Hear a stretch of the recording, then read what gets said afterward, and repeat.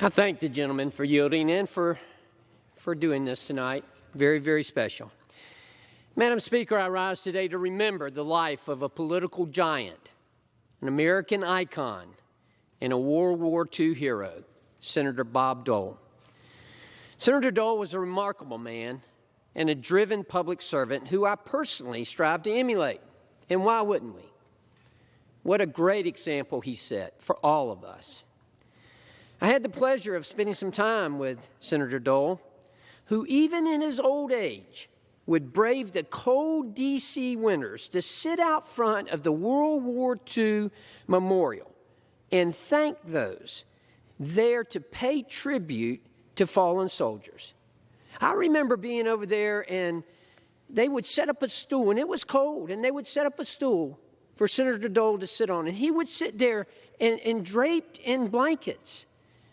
And he would not leave until every veteran came by and he spoke to them and he thanked them and he shook their hand.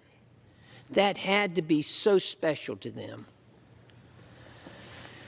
There are not many people, let alone those as accomplished as a senator, who can set aside their ego to thank perfect strangers, but he did. He did just that. He left an unforgettable impression, not only on those that knew him or those that he served, but on this entire country. Senator Dole was a generational leader and a voice that was heard by all, even those across the aisle. His zest for life and making our country better was infectious. Not everyone can curry favor with those of a different political ideology, but Senator Dole was not like every other member of Congress.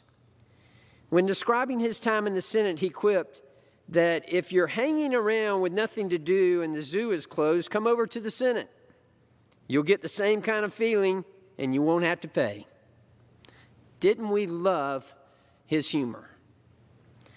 I imagine he felt the same about his eight years in the House of Representatives, and I can almost attest to that myself. Senator Dole set an example of conservatism and of bravery. There's no one more deserving of the honor of lying in state at the U.S. Capitol than Senator Bob Dole. An outstanding example of what a public servant should be. His loss devastates all of us.